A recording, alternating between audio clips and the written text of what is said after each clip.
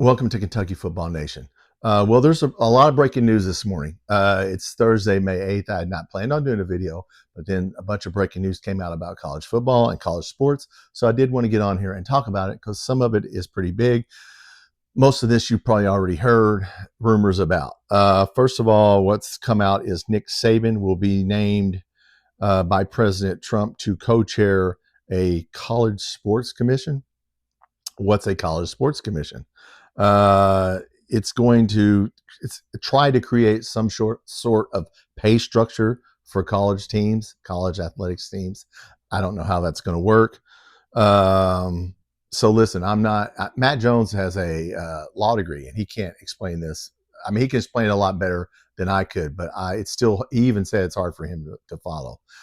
President Trump wants to sign some executive order about NIL. And I agree with and I was watching, national news, not just sports, with legal scholars trying to figure out how this would work. If he signs an executive order, it's going to create a lot more problems. It's going to be challenged in court immediately. The next president can just get rid of the executive order. But if you remember, let's talk about real quick. Let's backtrack. Kentucky, the first university to do an LLC. We created the Champions Blue LLC. None of our coaches or athletes are paid by the university any longer. They're paid by this LLC. It's a public-private partnership. It has a board, and there's a few people from the university on the board, but there's a lot of business people on the board. And they can generate revenue from real estate. I don't even understand it. Matt Jones explained it a lot better than I did. But it's going to create a lot more money from athletes. But Mark Stoops is not paid by the University of Kentucky. Mark Pope's not paid by the University of Kentucky. They're paid by this LLC. This is the coming thing. So I don't know how an executive order can do anything with a privately public partnership. Once again, I don't understand it, but I don't know how that will work. So we're going to see. But the second thing I wanted to bring up with the Louisville series, I did a video on dropping why we're going to drop the Louisville series, which I heard from KSR, but then I read more on it. Look, this came out today.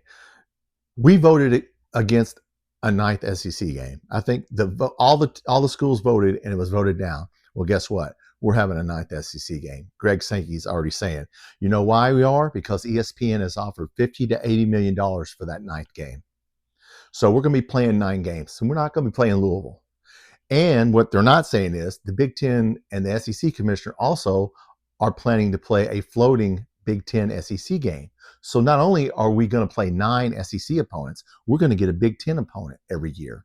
Now, how they're going to do that, I don't know. I heard number 1 will play number 1, Big Ten SEC, 2 will play 2, wherever we're at, 14 will play 14.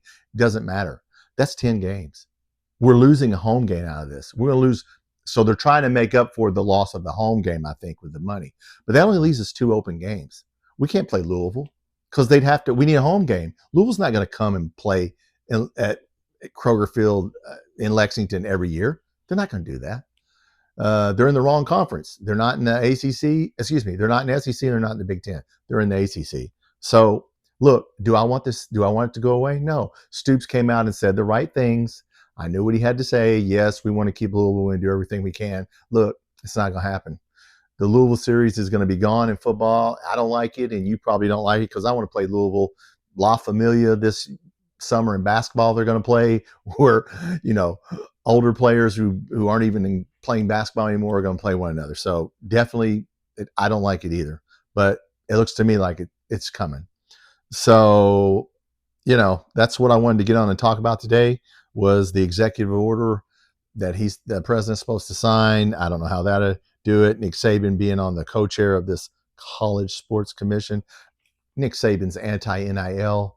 I don't even think he knows what NIL. I don't even think he knows what NIL is.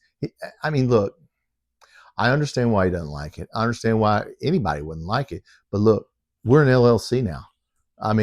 This is becoming a business, and I just don't know that any kind of executive order would work. And I don't even know if I've heard legal scholars say Congress, they can't control, private corporations. They can't tell them you have to have this amount of workers and this amount of a salary cap.